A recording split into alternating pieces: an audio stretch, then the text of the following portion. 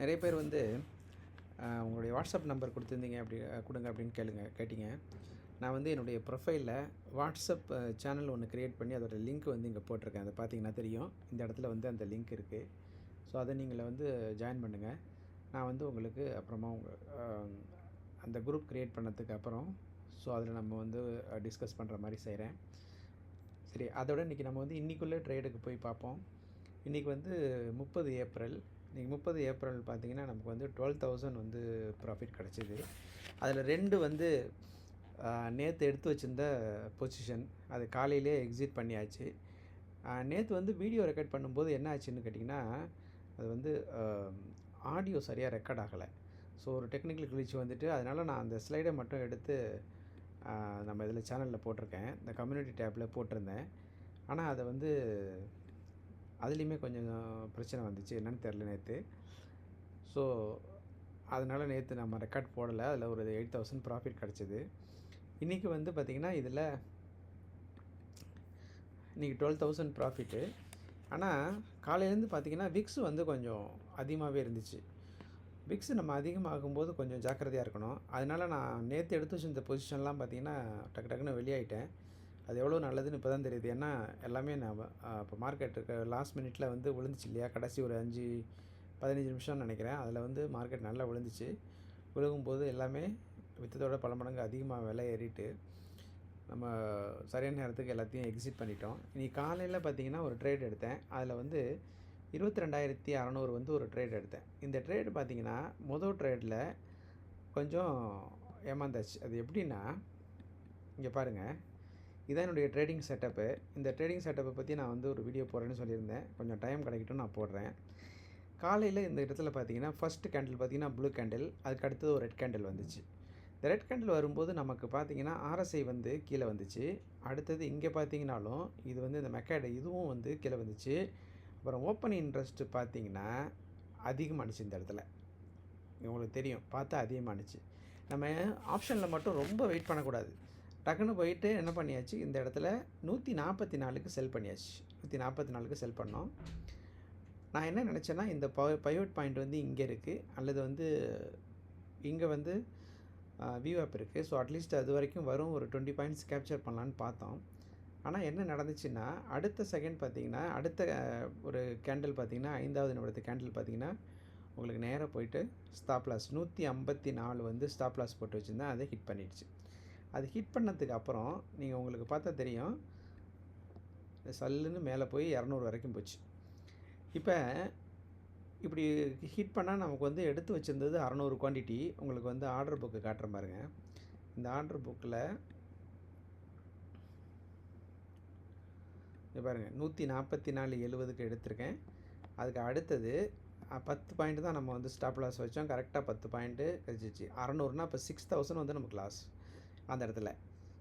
அடுத்தது நான் என்ன பண்ணேன்னா, அடுத்த செகண்டு பார்த்திங்கன்னா இந்த ஓப்பன் இன்ட்ரெஸ்ட் வந்து கீழே போக ஆரம்பிச்சிருச்சு.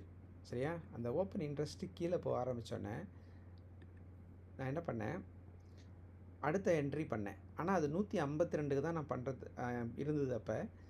அப்போ அதை பண்ணும்போது என்னாச்சுன்னா 160க்கு தான் ட்ரேட் கிடச்சிச்சு. அதுக்கு அடுத்தது அது 174, 75க்கு போகும்போது அங்கே வந்து ஒரு பைவோட் பாயிண்ட் இருந்துச்சு. அதனால் நான் 175க்கு அதை ட்ரையலில் இது பண்ணிட்டேன். இப்போ 15 பாயிண்ட்டு நமக்கு வந்து ப்ராஃபிட்டு.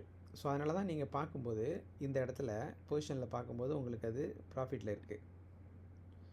இந்த இடத்துல 5,000 ப்ராஃபிட் இருக்குது. இந்த 5,000 வந்து நேற்று விற்று வச்சுருந்தது. 21,800 வந்து மே மாதத்தோடது வந்து லாஸ்ட் மினிட்டில் விற்றுது. அதை காலையில் புக் பண்ணியாச்சு. அது மாதிரி மே 22,000 புட் ஆப்ஷனும் நம்ம விற்று வச்சுருந்தது. அதில் ஒரு 6,000, இதில் ஒரு 5,000. அப்புறம் ஒன்று ட்ரேட் நடந்துச்சுன்னா இன்றைக்கி ஃபின் நிஃப்டி இன்றைக்கி வந்து எக்ஸ்பைரி. அதனால் லாஸ்ட் மினிட்டில் நான் என்ன பண்ணேன், இந்த 21,800 புட் ஆப்ஷனை வந்து விற்றேன். அது வந்து விற்றது 9 ரூபாய்க்கு விற்றோம். விற்றுட்டு அது 600 குவான்டிட்டின்னு நினைக்கிறேன். ஆனால் அது வந்து ரொம்ப மார்க்கெட் ரொம்ப ஃப்ளக்சுவேஷனாக இருந்ததுனால இமீடியட்டாக அதை ஒரு 1000 ப்ராஃபிட்டில் வந்து எக்ஸிட் பண்ணியாச்சு. ஸோ டோட்டல் ப்ராஃபிட் பார்த்திங்கன்னா இன்றைக்கி 12,000. உண்மையிலேயே நம்ம இன்றைக்கி விற்று வச்சுருந்ததெல்லாம் வச்சுருந்தோம்னா பெரிய அளவில் லாஸ் ஆகிருப்போம். ஆனால் விக்ஸை நம்ம பார்த்ததுனால, ஏன்னா வந்து வாலட்டிலிட்டி இண்டெக்ஸ்ன்னு சொல்கிற அந்த விக்ஸ் வந்து கூட போனதுனால கொஞ்சம் நம்ம ஜாக்கிரதையாக இருக்க வேண்டியிருக்கு. இப்போ பார்த்தீங்கன்னா விக்ஸ் வந்து 5% இன்றைக்கி ஏறி இருக்குது. இதனால் ரொம்ப ஃப்ளாட்டாக இருந்தது. இன்றைக்கி வந்து 5% ஏறி இருக்குது. அதனால் ரொம்ப ஜாக்கிரதையாக இருக்கணும். அதனால தான் லாஸ்ட் மினிட்ல நாளைக்கு பப்ளிக் ஹாலிடேங்கிறதுனால செல் ஆஃப் வரும்னு நமக்கு தெரியும். அதனால தான் கடைசியில் இப்போ பார்த்திங்கன்னா இந்த ட்ரேடு ஒரு ரூ. 800 இங்கே இந்த இடத்துல ஒரு ட்ரேட் எடுத்தோம். ஆனால் அதுவுமே வந்து ஸ்டாப் லாஸ் ஹிட் ஆகிட்டு திரும்ப பார்த்திங்கன்னா நான் விற்றது வந்து 54ன்னு நினைக்கிறேன். 54 சம்திங் ஆர்டரை பார்த்தா தெரியும். ஆனால் அது உடனே போயிட்டு பாருங்கள் 53க்கு விற்றுருக்கேன்.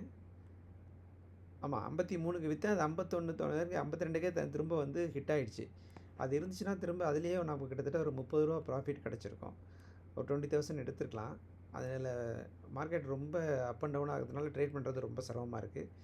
இதில் நம்ம இவ்வளவு சாமர்த்தியமாக ட்ரேட் பண்ணும்போதே நம்ம அடிக்கடி ஸ்டாப் லாஸ் ஹிட் பண்ணிடுறோம். ஸோ இன்றைக்கி வந்து நம்மளுடைய ப்ராஃபிட் வந்து 12,766. நம்ம வந்து அந்த வாட்ஸ்அப் லிங்க்கில் நீங்கள் வந்து ஜாயின் பண்ணுங்கள்.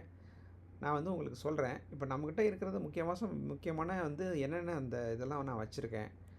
ஸோ எதெல்லாம் பார்த்து நம்ம வந்து ட்ரேட் பண்ணணும் அப்படிங்கிறத நான் சொல்கிறேன். அதாவது நம்மளுடைய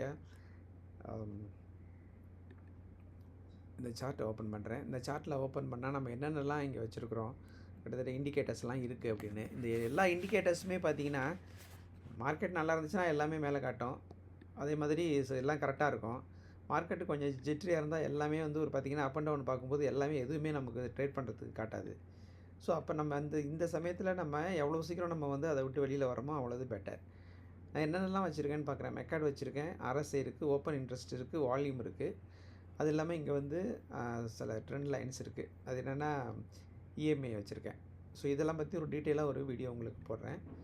இந்த வீடியோ உங்களுக்கு பிடிச்சிருந்துச்சுன்னா லைக் பண்ணுங்கள், ஷேர் பண்ணுங்கள், கமெண்ட் பண்ணுங்கள். இந்த வாட்ஸ்அப் லிங்கில் ஜாயின் பண்ணுங்கள். நிறைய பேர் நான் நம்பர் கொடுங்க சார்னு கேட்குறாங்க. வாட்ஸ்அப் லிங்க் நான் கொடுக்கறதுல நீங்கள் ஜாயின் பண்ணுங்கள். நான் உங்கள் நம்பரை வச்சு நான் உங்களுக்கு வந்து உங்கள்கிட்ட நான் தொடர்பு கொள்கிறேன். அடுத்த வீடியோவில் சந்திப்போம். நன்றி, வணக்கம்.